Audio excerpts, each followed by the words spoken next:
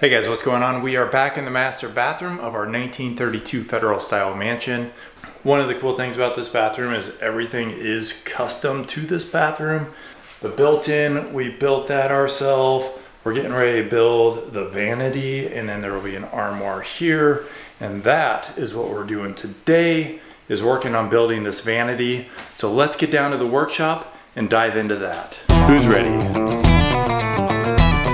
All right, we are down here in the wood shop and we have our lumber ready for our vanity. So we're doing everything in walnut.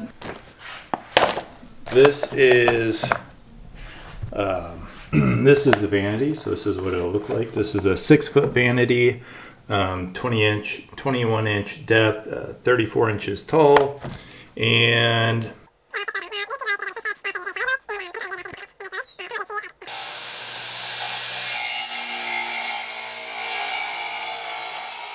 we're going to go ahead and plane the boards to finish getting all this roughness taken off, and we'll get it down to thickness. Right now it's about at 1 inch. We're going to take it down to 3/4, which is what we planned for.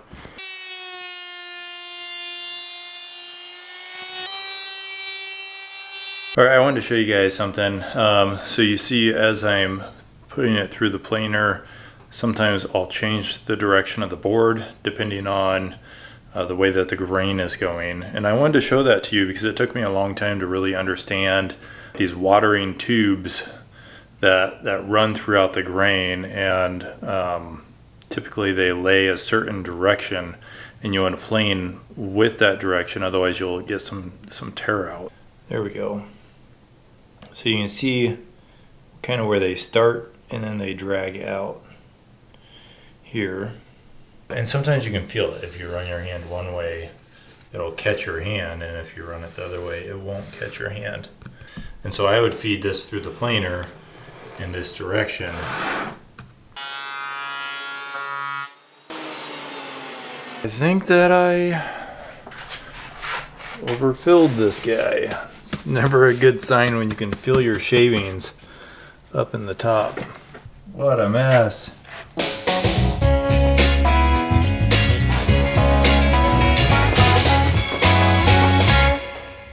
There we go, much better. I'm gonna go ahead and swap out this dado stack here for my 60-tooth 10-inch blade, and safety first, make sure to get that unplugged.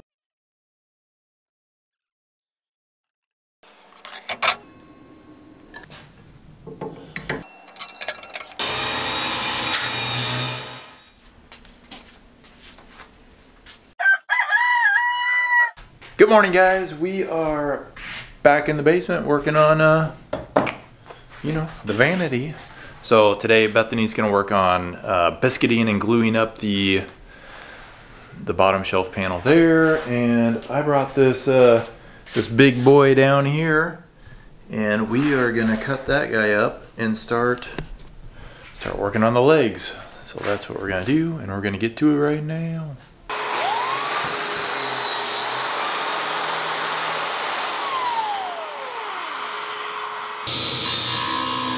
We have the legs done. When I cut them through the table saw and then ran them through the planer there. And that is all of our rough lumber here to cut. Beth reminded me that we should probably take this out of the clamp and then scrape off the glue before it dries. So you really want to get that kind of when it's still tacky. That way it scrapes off easily and you're not stuck there trying to sand it all off. So that's what we're going to go ahead and do. We'll take this out of the clamps and clean up the glue.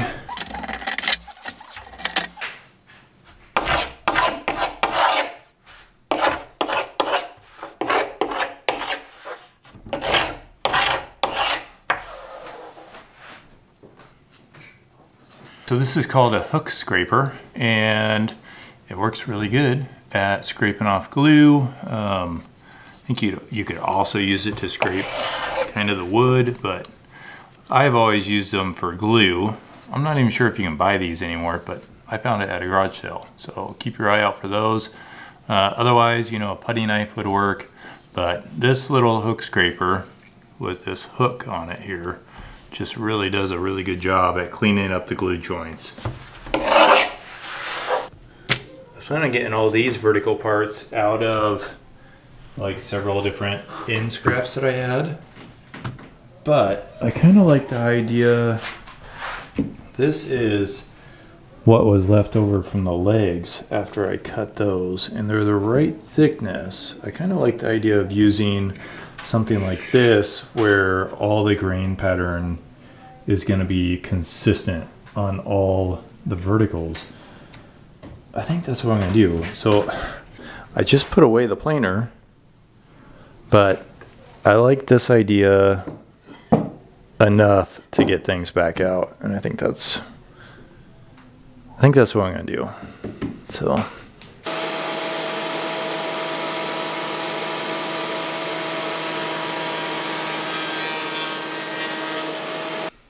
we're going to go ahead and start cutting all the rails and stiles to length, and then also the legs and everything. So we did all the width and got everything to size that way, but now we're going to go through and cut. So we'll start with these stiles here, these vertical sections in the vanity, and we'll cut those. I already have a couple here. So right there's where they're at. And then I went ahead and set a stop on the miter, and that'll allow me to feed the wood stock into it and then just cut it on the saw. That way they're all very consistent height from one to another. And I'll do that on those. I'll probably be able to do that on these horizontal ones here. On these longer ones though, we'll have to mark each one of those out and actually cut them out just because of the length. So the other option is I could use a miter saw and set a stop on the miter saw and be able to get that consistency.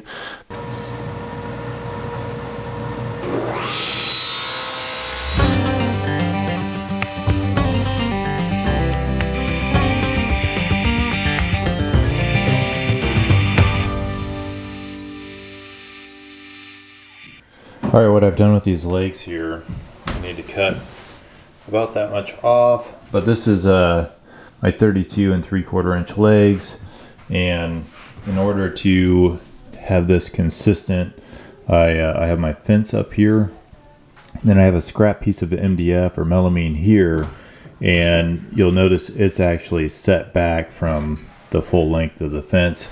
That'll allow it to clear the table saw blade without actually like pinching or binding the piece of wood between the blade and the fence, which you never want to do. So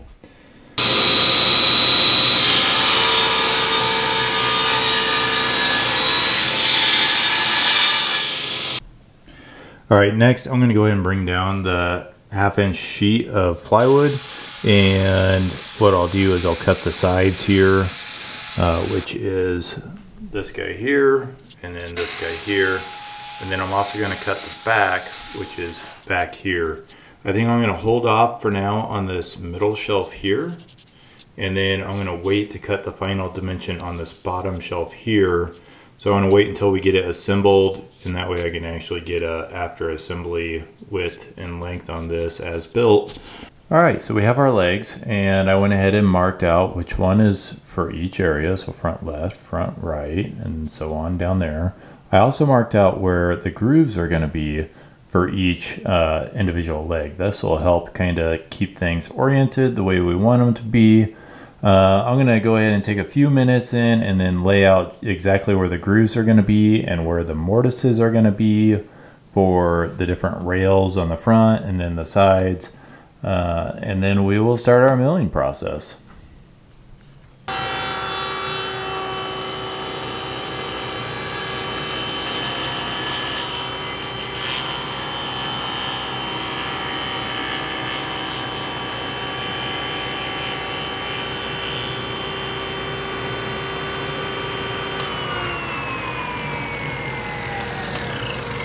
Alright guys, so I am cutting these mortises here, and this is a fancy machine that takes a round hole and makes it into a square hole.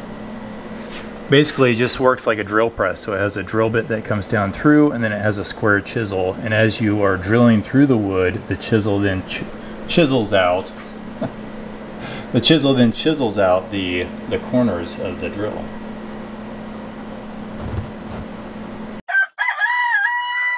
Good morning.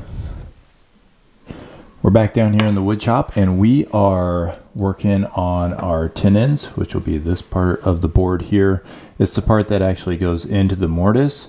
So you can see all the mortises that we did here, here, there, and then, you know, some on the inside. I also went ahead and laid out the legs for the sides. So there's this side and this side.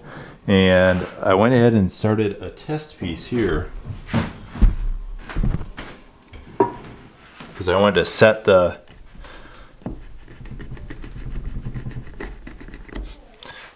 width, the thickness of that tenon.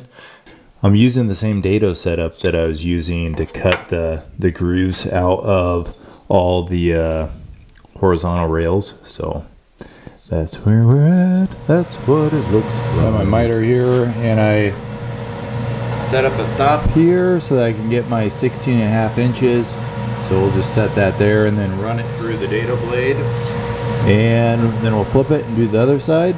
And we'll just do that for all of the side rails.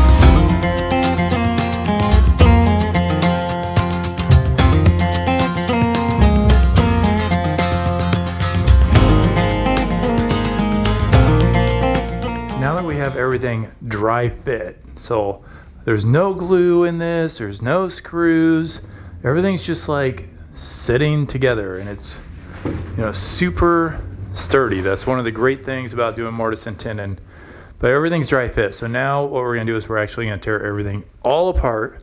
We're gonna sand everything, get everything ready for finish, and then we'll do a final assembly and then we'll spray it all.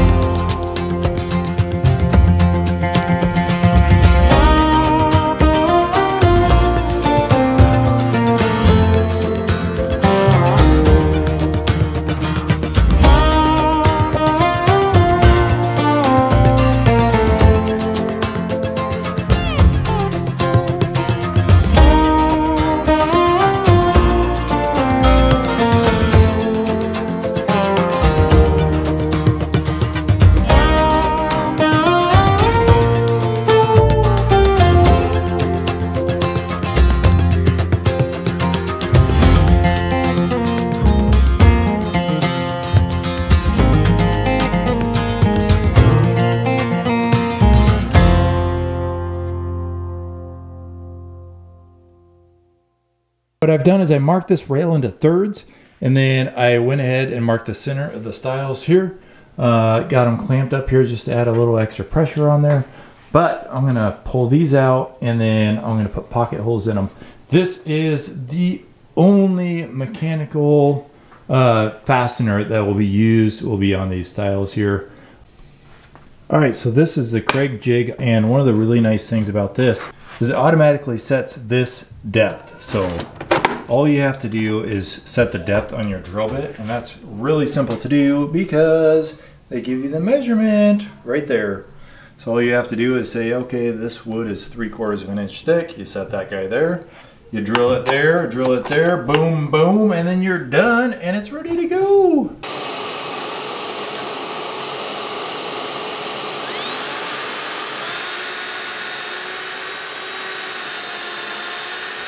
Once we're done with this, we're gonna go ahead and put like the shelf supports on going all the way around this guy.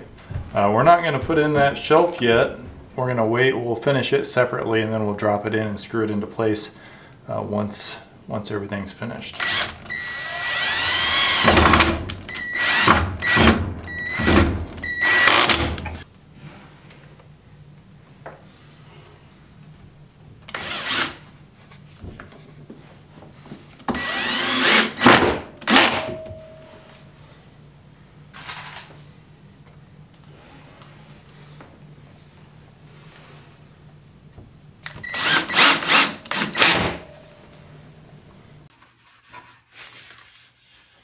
We got the first coat on, sanded it down real lightly with a 320 grit, just wiping it down with a tack cloth to get off all the dust, and then we'll be ready for our second coat. Yes. We're back in the master bathroom, and our vanity is done. So went ahead and drilled all the holes in through the back, even the ones for our hidden outlets. That'll be coming up in a future episode. And you can see there. But check